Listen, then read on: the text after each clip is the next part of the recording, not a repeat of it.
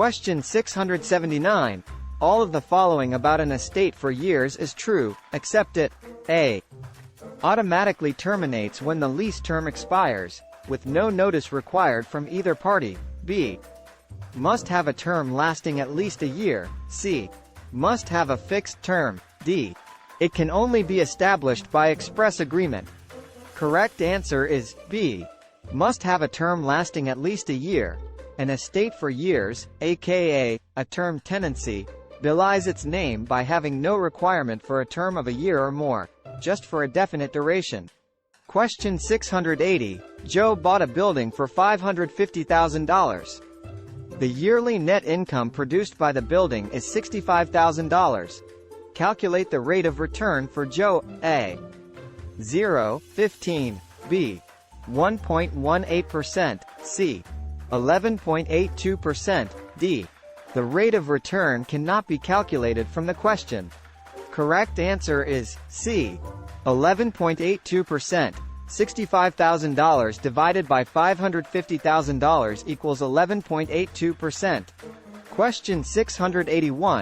In 1968, the United States Supreme Court decided a case regarding fair and open housing, which upheld the Civil Rights Act passed by Congress in A. 1964, B. 1941, C. 1866, D. 1850. Correct answer is C. 1866. In the 1968 case, Jones v. Mayer, the court held that federal law bars all racial discrimination, private or public, in the sale or rental of real property. Question 682. Private restrictions on land use may be established by A. Written agreement. B. Private land use controls. C. Subdivision general plan restrictions. D. All of the above. Correct answer is D. All of the above. The state also regulates subdivisions. One such law being the Subdivided Lands Law, which protects consumers by making it compulsory for the subdivider to disclose certain information to the buyers of lots. Question 683. The kind of mortgage requiring no loan payments by the owners while remaining in the house is called A. Reverse mortgage. B. Live-in loan. C. ARM. D. No such mortgage exists. Payments must continue to be made throughout the life of a loan. Correct answer is A. Reverse mortgage. Also termed a reverse annuity loan, reverse mortgages rely on the owner's equity in a home for a loan, without having to sell the property. These kind of loans are most often used by senior citizens on fixed incomes whose properties have a high value. Question 684. If the president of a corporation signs a listing agreement on behalf of the corporation with a broker, and the president dies a month later before a property is procured, the listing is A. Invalidated. B. Suspended until a new president is chosen. C. Valid. D. Voidable. Correct answer is C. Valid. Corporate listings are unaffected by the death of its officers. Question 685. Taxpayers can exclude up to $250,000 of the gain on the sale of their principal residence if they can meet the following requirements. A. Owned the home for at least 2 years. B. Lived in the home as their main home for at least 2 years. C. During the 2-year period ending on the date of the sale, did not exclude gain from the sale of another home. D. All of the above. Correct answer is D. All of the above.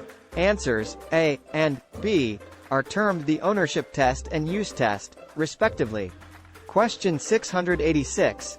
Private mortgage insurance, PMI, is usually required for conventional loans with down payments of A. Less than 20%, B. Less than 35%, C. Less than 40%, D. PMI is required for all conventional loans. Correct answer is A. Less than 20%. PMI insulates lenders against the risk of default by a borrower. Question 687. If a purchaser believes his written purchase agreement has been breached by the seller, it is necessary to sue for breach within A. 1 year, B.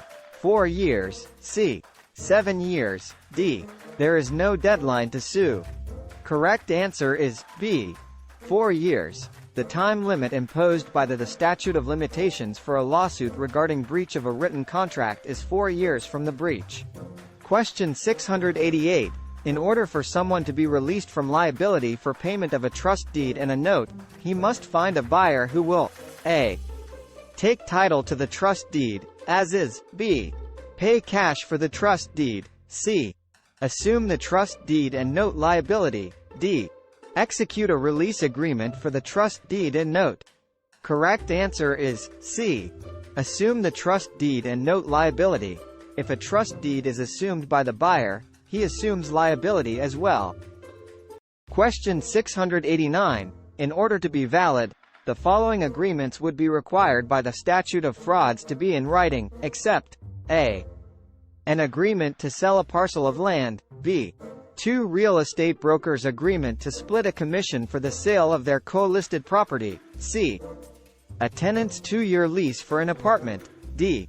An agreement authorizing a broker to earn a commission for procuring a buyer for a client's home. Correct answer is B.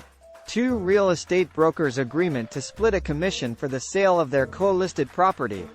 A court will enforce an oral agreement for a broker's commission split.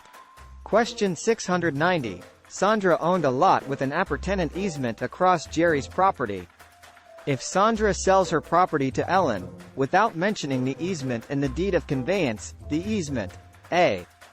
passed to Ellen, the new owner, B. went with Sandra, the old owner, C.